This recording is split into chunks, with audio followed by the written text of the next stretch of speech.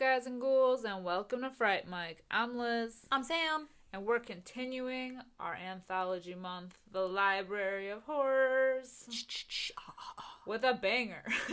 A real banger. This one scared the shit out of me the first time I saw it. I can't even lie about it. If you listen to our Patreon episode, I talk a little bit more about it. Oh, plug. Shameless plug. But, yeah, Not so shameless plug. This one's great. We're going to be talking about All Hallows Eve. From 2013. And I hadn't seen this before. I saw Terrifier before this, but I know that this movie came before Terrifier. Yes. With old Art the Clown. And the funny thing is, before All Hallows Eve, there was the short film Terrifier that came out in, I think, 2011? Yes, 2011. Yes. So, Art the Clown's been around for a while now. He's been around. He had been around. I have to say, like, I also saw Terrifier before I saw this movie. And, I mean, it was okay.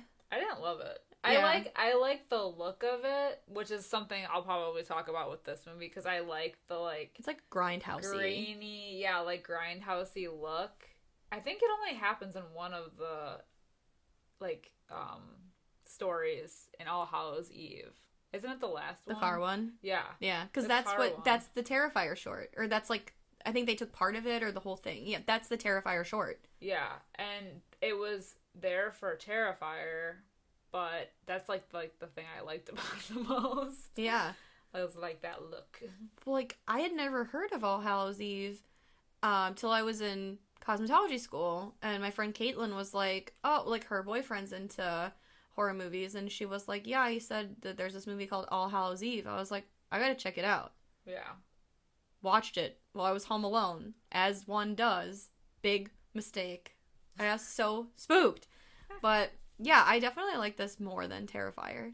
Yeah. I don't know why I did. I think I just love a good anthology. Yeah. And yeah, I had heard that Art the Clown came from this idea, and I just had never watched it until now for our anthology month. Are you glad you watched it? Yeah. Okay. I enjoyed it. Good. I enjoyed it. I mean, I guess we'll get to the ratings after, but I was just curious. Yes. We have much to talk about. Much to discuss. Alright, All Hallows Eve came out in 2013. Currently has a 5 out of 10 on IMDb. Get this. It has no score on Rotten Tomatoes, but it has a 32% viewer score. So there's no critic score on this movie, which has only happened once before on our podcast. And I feel so bad. I don't remember what movie that happened for. Why no Rotten Tomatoes score? That's weird. I don't know. It's strange. But there's like I said, there's a viewer score on Rotten Tomatoes, and it is a lowly 32%.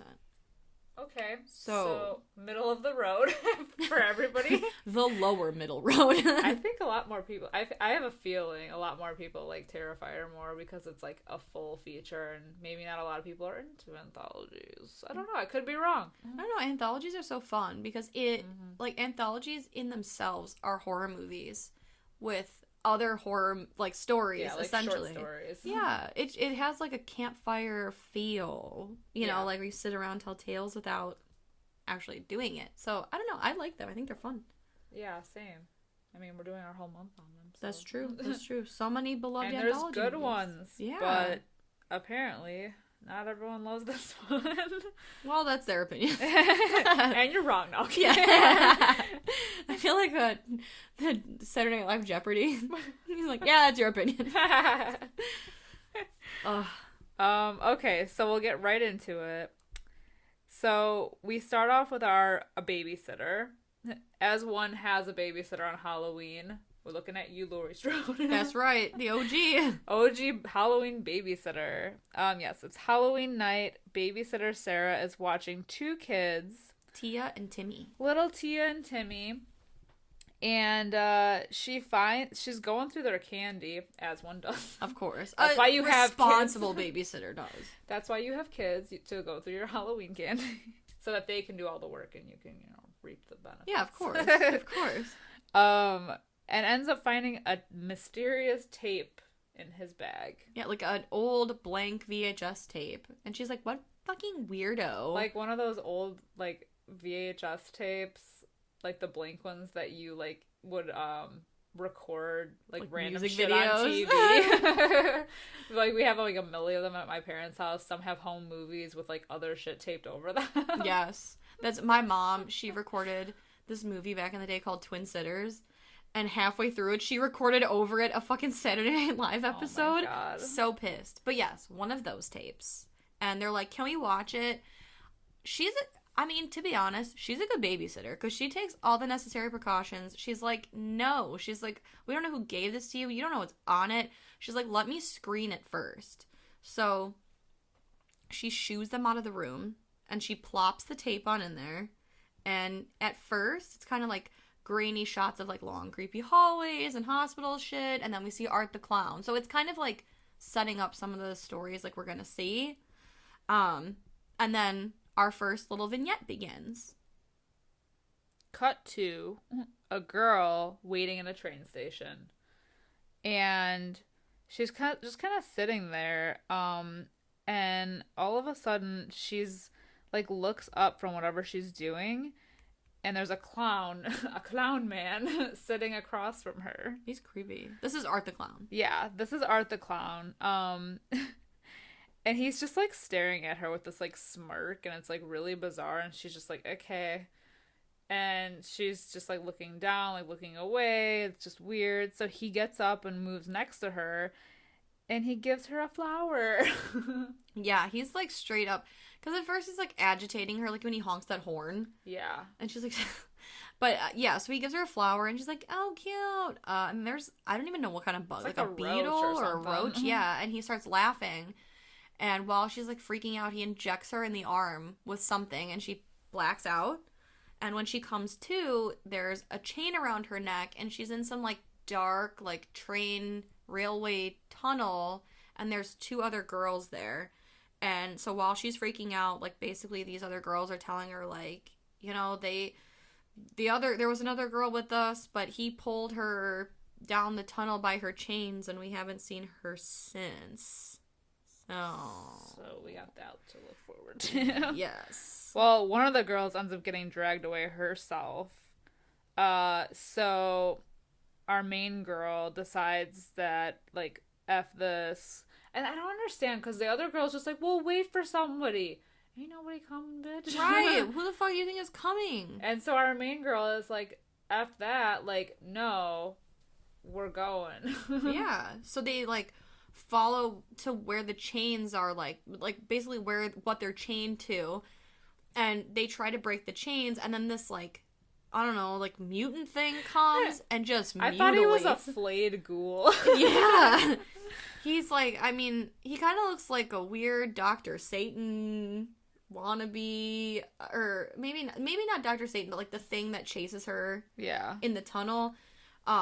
He's some mutant. Yeah. He comes out of nowhere. He just mutilates the F out of the one girl, and so the girl from the train station, he ends up like taking a swing at her and breaking her chain, so she runs, and she runs into this guy pushing a cart, and she realizes like he's also one of the mutants.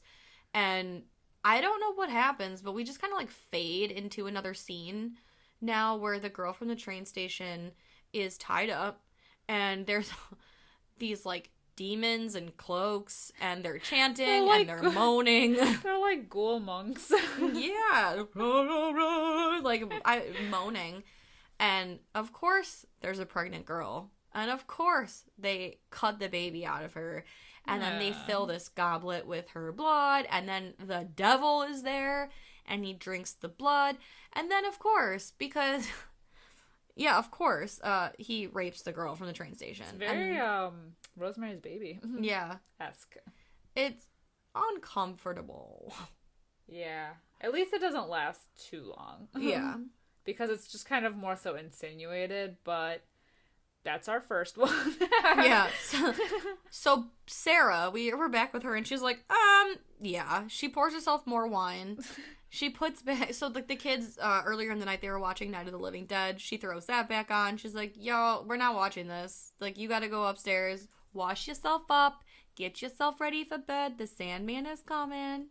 And, she sends them up to go clean themselves off. There's like a scene though. She's in the kitchen and she hears like noises, and there's like these douchebag kids egging the house, but like the jump scare of like the egg hitting the window, I was like, "Oh!" I know. This shit makes your butthole pucker. So while the kids are getting ready for bedtime, she does. I don't know why. She's like, you know what? Let me pop that tape back in. Let me see what other goodies are on there. And our second story begins. It is a woman named Caroline. She's on the phone with a friend. She's unpacking. She's telling this friend, "Oh, my husband John and we moved. I don't know. I guess she moved from the city to the country because she's talking about how quiet it is. But she says her husband John is a painter, and she hopes his painting sells because it's creepy. And she says he painted it after a nightmare that he had, but he doesn't remember painting it. He was like in a trance, and we don't see this painting because it's like against the wall and covered with a sheet. Yes. We don't see it right away anyway. Yeah. So a little bit later on in the evening, the electricity goes a little haywire and the power ends up going out. So she's a little spooked and she's kind of like flashing the flashlight through the window, and she can't get the power back on, and all of a sudden her phone's not working. So she decides like, F this, I'm going out and I'm gonna like get the hell out of here for a bit. Finally, a smart person. I know. She finally gets in her car, and wouldn't you know it, the car doesn't start either. Of course. The one it smart never person. does. I know. The one person that's like, fuck this shit. Of course the car doesn't start. But she's outside, and she can see like flashing lights outside, and she can't figure out where it's coming from, but it's like freaking her out because it's like blinding her. So she gets freaked out, runs back into the house. Which, why? I have questions. And then out of nowhere, the phone starts ringing. So like the phone's working again, and it's her BF, John, and she's just like by this point frantic because she doesn't know what the hell is going on. Mysterious lights, power out, everything horrible. Yeah, he's like, it just makes me laugh because I would have tried to like run for help, like the neighbor, for like a neighbor, yeah. But she's like, "Oh my god, John, something's happening. I think she does grab a knife. She does, but she still still runs back into the house. I know. That's the stupidest. Well, so she's like, "Oh my god, somebody just get here," and he's like, "Call the police," and then her phone craps out, and it's kind of creepy. So like while she's on the phone with him, we see something move behind her, but it's out of focus, so we know some shit's about to go down. So when the phone cuts out, we see this alien creature that moves like Squidward when he's like dancing to that house music. It like if his motion had a sound, it would be wah wah wah wah wah. I feel like the costume for the alien was just as good bad as the aliens from the Spice Girls movie. Yes, same budget probably. Like, definitely ordered on Amazon. For sure. It was like some tubing from Amazon and a mask from Spirit. Like, yeah. Oh my god. Like, somebody homemade this costume. Yeah, and his body was just a black, like, bodysuit. It was, I mean, you know, it was like Charlie's Green Man. And he was but wearing black. a vacuum cleaner or something. Yes. Oh my god, he's chasing her through the house. So it's like basically cat and mouse for a while. She hides, he finds her. At one point, she pulls one of his, because by the way, he's got like tubey things sticking out of him. So she pulls one out and freaks him out, and she runs and hides under the stairs. Good call. So then the alien's like going through the house. He's picking up, like, this scene, like, where he's going through the boxes reminded me of Scary Movie when he picks up her implant. He's like, ugh. But all is well. Until her phone rings. That bitch forgot to turn her phone back off. Stupid bitch. So, he finds her. He yanks her by her legs. And then she's, like, trying to grab onto things. And the last thing that she grabs onto before he pulls her away into her demise is the sheet from the painting in the corner, and it is a giant painting of Art the Clown. And it is pretty spooky, so yeah, I don't blame her for not liking it. But also really random. Yeah. Also, the fact that it's an alien is pretty random, too. Yeah, that it's... I mean, what a choice. But, Yeah. it's wacky. It's fun. Yeah. We cut back to Sarah, our babysitter. She ends up shutting off the tape again because... And she does this several times. She had enough until she didn't. Mm-hmm. But, while she's, like, in the middle of, like, messing with the remote, she looks up and she thinks that she sees a figure around the corner. So she ends up checking on the kids, and she hears a noise coming from the closet. Kind of goes to investigate it, but thinks better of it, and doesn't go all the way to the closet. But she goes and finds the kids. They end up sleeping in the same bed because the girl got scared from the movie, and she said that she heard noises, Which leads to, like, such a good line in the movie, because... Oh, yeah. Oh, my God. She, like, basically says, like, oh, well... monsters aren't real, but he's just a guy, so it could be real, right? And Sarah's kind of like, no, he's a clown, like, it's fine. But it's so spooky ooky. Especially because Timmy is like, because she's blaming the kids for running around and staying up, and the kids are sleeping when she goes up, but she's like, what are you guys doing? I know you're fake sleeping. And he's like, you're the one that's making all the noise. We could hear you walking outside the bedroom door. And she's just, like, confused because she's been downstairs this whole time. And he says, jiggling the handle. I'm getting some urban legends vibes. Oh, my God. At that point, I would have called the 911. I would have been calling the police ASAP. Oh, my goodness. Why? So she doesn't put two and two together, and she ends up going back downstairs to finish the tape. Quickly becoming the worst babysitter of all time. So we're into our next story, which is a woman who is driving at night. She ends up stopping for gas. It's one of those, it's like what is it called? Like the last stop gas station? Yes. Before you hit the highway. So she's out there in the middle of God knows where, and she's filling up her gas tank, and all of a sudden we see, like, the gas station owner kicking out this guy, and when the guy gets up, we realize it's Art the Clown. He's back. But he's been smearing shit and piss all over the bathroom walls, and you better get out of here. Been.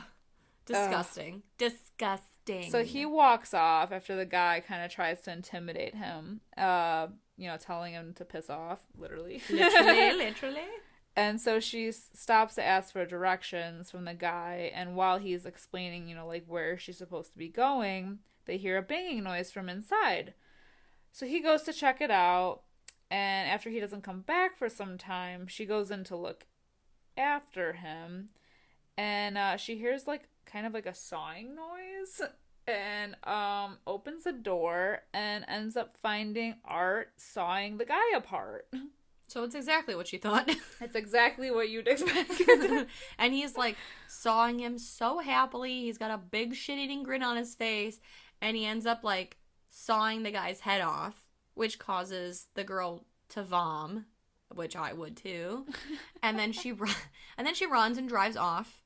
And this next scene is not particularly scary, but my aunt lives, like, in Bufu, and when I was driving home one night, it's a dark road that I gotta drive on, and I immediately thought of this scene, and I was like, oh God.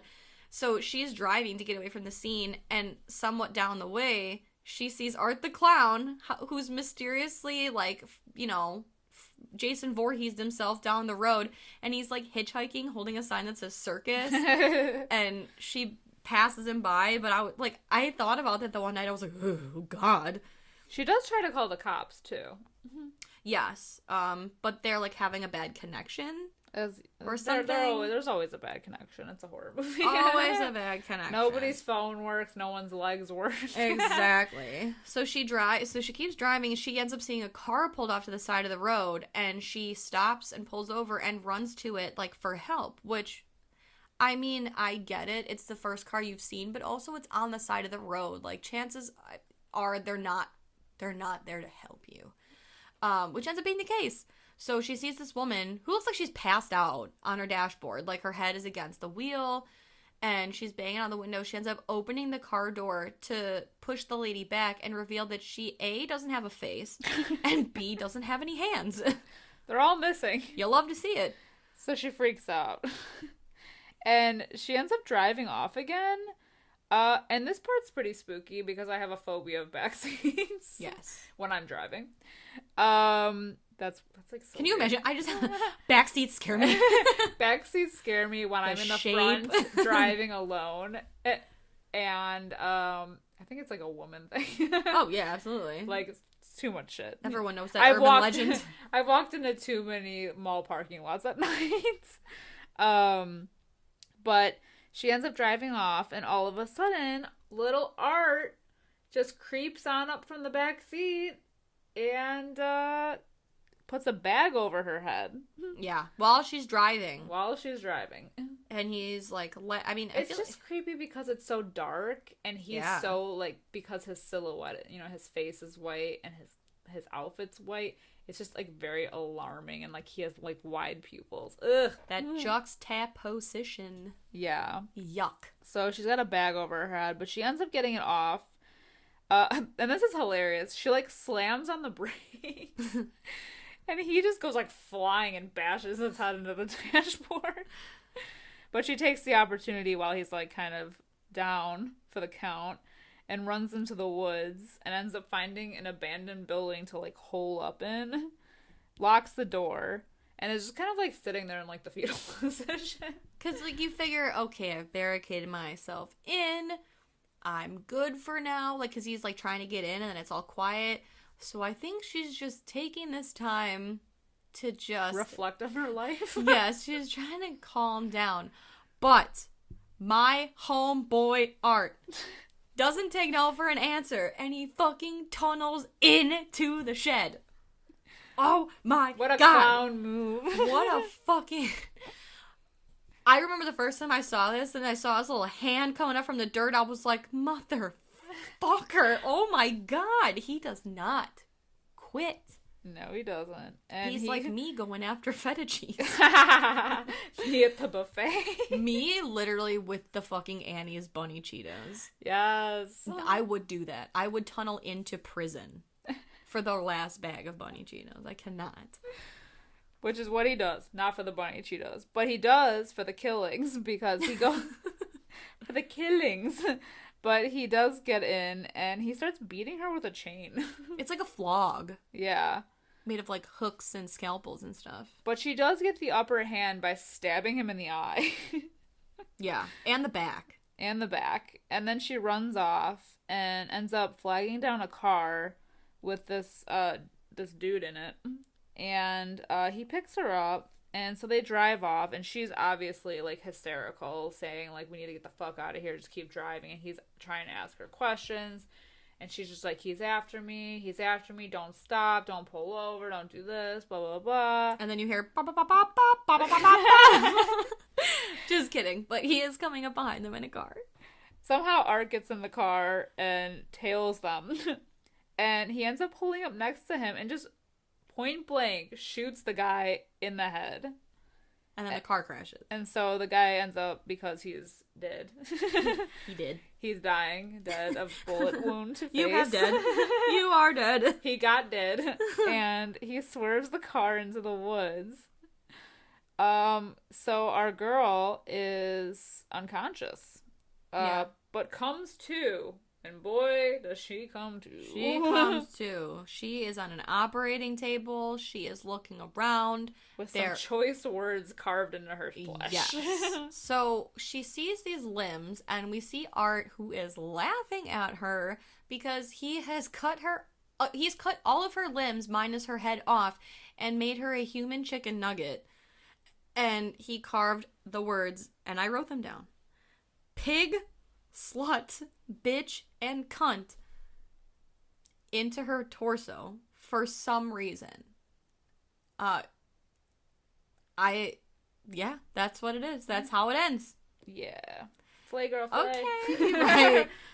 Yeah. The human chicken nugget, because you just see the limbs at first, and you're like, oh, bitch, okay, he done did that to her. But then they do the wide shot, and it is uncomfortable. It is. She looks like the boot-shaped chicken McNugget. You know what's weird, though? I feel like they, because obviously, like, her head is, you know, like, she must be, like, kneeling, you know, like, her head in the table, like Kevin Bacon for Friday the 13th. Yes. Like, where they're, like, kneeling and their heads poked through, and it looks like her body is, like, a male body, because it's, like, wider than her actual head. It's like a Ken doll body. Yeah. There's just a fleshy mound. Yeah. Fleshy mound. It's worse than Skin Book. Skin book? Anyway. Back to Sarah. Okay. Our girl Sarah. So, she gets she shuts the TV off, and then she gets a phone call, and this is where shit starts to get wild, because the phone call is it's the other end of the call from the last story that we heard of the girl driving the car. When she calls for help, it's like real staticky. And so Sarah, just having watched that, recognizes that phone conversation and hangs up. And this is the part that scared me. It scared me so bad that this was pre-COVID when I watched this movie. It scared me so bad that I left my house and went to the mall just to be around other people. Just to be in public eye. So the TV turns on, and it cuts to, like, a shot of a basement. And all you see are kind of, like, pipes and everything at first. And then Art appears from behind one of the pipes and is looking directly into the TV.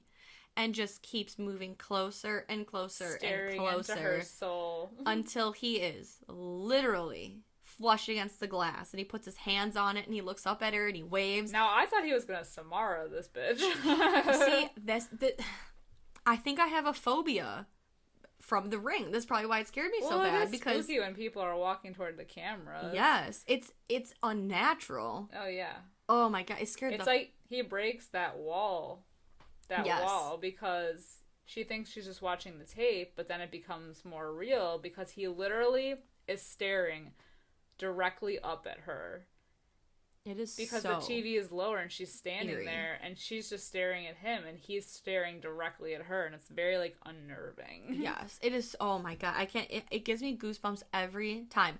This part shook me so bad that I can't remember a night that I slept with my lights on since I saw The Conjuring in the theater in, like, 2011, 2012. Yeah. I woke up in the dead of night and got scared so bad by this that I told Luke that he had to turn the TV on. Like, I needed something. I could not sleep. I was petrified. So he, like, bangs on the TV, and the TV then cuts to a shot of Sarah in the living room, but Art is on the couch behind her. This is a cool part. Yeah. I feel like I've never seen this before. It's like, done in any movie. Yeah. So, like, he's on the couch behind her, but when she turns around in person in the actual room with her, the couch is empty. So we see him on the television. She's watching him move closer and closer up behind her, and she's trying to stop the tape. She's trying to eject it. She finally gets it out and smashes it right as he is, like, up on her. It is so tense. Yeah, because we're just like, what the hell? Out of nowhere, she hears Tia, the little girl, screaming at the top of her lungs. So she runs up the stairs, but stops because then she sees Art the clown at the top of the stairs, covered in blood. But he ends up disappearing. So she runs to grab the kids and finds them together, but apart. Totally apart. Dismembered. Severed. Beheaded. Their two little heads cut off, laid very nestled together. Yeah. That's traumatizing, to say the least. Yes.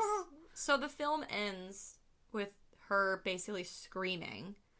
And then the credits start to roll, but they static out. And it just cuts to, again, a shot of the basement. And Art appears in the same way. But this time, it's like he's looking at you.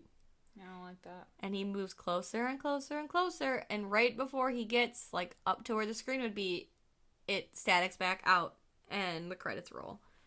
Spooky. I hate it so much. I hate it. Oh, how freaky. You know what's freaky about... So I don't have, like, the clown phobia that people do. Like, Art is a creepy clown. But I'm not, like, deathly afraid of clowns like some people are. But I will say that he's interesting because I just feel like it's, like, kind of... He's almost, like, Joker-esque. Yeah. But, like, he also doesn't have a motive. He's just a for psycho. anything. He's just, like, a psychopath. Yeah. He's like, just a full-on psycho. Yeah. He just appears everywhere randomly. And, yeah. Like, he could just be anywhere, and it's just, like... I don't know. He just lives for destruction and death and chaos and anarchy. And I think we saw that in Terrifier because he just was, like, roaming the streets. And then, oh, there's 2 girls. I know what I'm doing tonight. Yep. Ooh, yeah. The vag cut still gets me. Oh, I know. Oh, I know. It's all I remember, really, other than, like, the opening scene. Because I thought those girls would be, like, our protagonists. Oh, yeah. They don't make it. No. No, they don't. Trauma, man. Yeah. Well, I have to say, some of the story, like, the alien story in this, I wasn't crazy about. But the one thing I liked consistently throughout was the soundtrack. Did you notice the soundtrack at all? Like, the score? Yeah. I really, it was kind of like 80s video game, but, like, dark. Yeah. In a way. I really enjoyed that. Yeah. It reminds me so much of, like, It Follows. Yeah, they where had a you, cool like, soundtrack, kind of too. don't know what, like, time period it's in. Yeah. And I just really like that grainy effect, too. I know. That grainy grindhouse effect. That, Grindhouse. like, uncut raw footage. I love it. So what's your rating? I'm dying to know. I gave it a 3.5 out of 5. And the only reason I gave it a 3.5 is because I wanted to give it a 3. But just because it scared me so bad, I had to give it the spook bump. The spook bump. What did you rate it? Yeah, do I like the spook bump more than I like the hotness bump? The hotness bump. No, the hotness bump always trumps. It does. It does, truly. Yes. I gave this movie a 3 out of 5. Yep. Which is surprising, because I really did not like Terrifier all that much. Like, I thought it was okay. And so I didn't go into this movie with high expectations, but I was surprised. I, like, enjoyed it. Like, I was spooked at some parts, and I liked the stories. Yeah. Yeah. I think it's a fun Halloween time, spooky season movie. Yeah, I agree. Yeah. Don't watch it if you have, what is it, chlorophobia? Chlorophobia? Don't watch it if you're afraid of clowns. Is that what it's called? Chlorophobia? I think so. I'm pretty sure. I would be willing to bet my life on my lunch on it. Oh. And I like my lunch. I was going to say, I'm always hungry. Right. Yeah, I'm pretty sure that's what it's called. But anyway, highly triggering, but also a lot of fun. Upbeat. Mostly upbeat. Alright, guys. Let us know what you think of All Hallows Eve if you've seen it. If you haven't, go watch it and let us know what you think. Let me know, or let us know how it stacks up against Terrifier to you. Do you like Terrifier more? Do you like this movie more? Do you like grindhousey movies more? Because I do. Yeah. I like the feel of a movie that feels like it's been passed around to the point where it's scratched up and scraped, because it almost feels like spookier. It's unique. Yes. Yeah, unfortunately, it was available on Amazon Prime for free to watch. And then for spooky season, they made you pay to watch it. But it is on Tubi. Love Tubi. For free. Tubi always comes in clutch. Always. They always put random shit on there, but it's all free, and it's the best, and I stand by it for life. Tubi, sponsor me. You know what else is the best? I stan you. You know what else is the best? Giving us ratings We love ratings. We love us a good rating. If you like what you hear, if you like spooky movies, if you like two funny gals, go leave us a 5-star review, please. Wherever you leave your reviews. Wherever you can leave a review. And if you want more from us, check us out on Facebook, Instagram, and Twitter. We also have a Patreon. Head over to patreon.com/Fright Mic Podcast. We have spooky extras. The current spooky extra that we just uploaded. If you're curious to know what our Halloween essentials are, they're over there on Patreon. We're waiting talking for you. like the go-to Halloween movies that we have to watch. Yes, like you could watch at any time of the year, but they have that special magic only during spooky season. The spooky aura. Yes. So go check it out. It's a lot of fun. It is. Yes. Check us out. Check it out. Check us out. Until next week, guys, I'm Liz. I'm Sam. Rest in peace.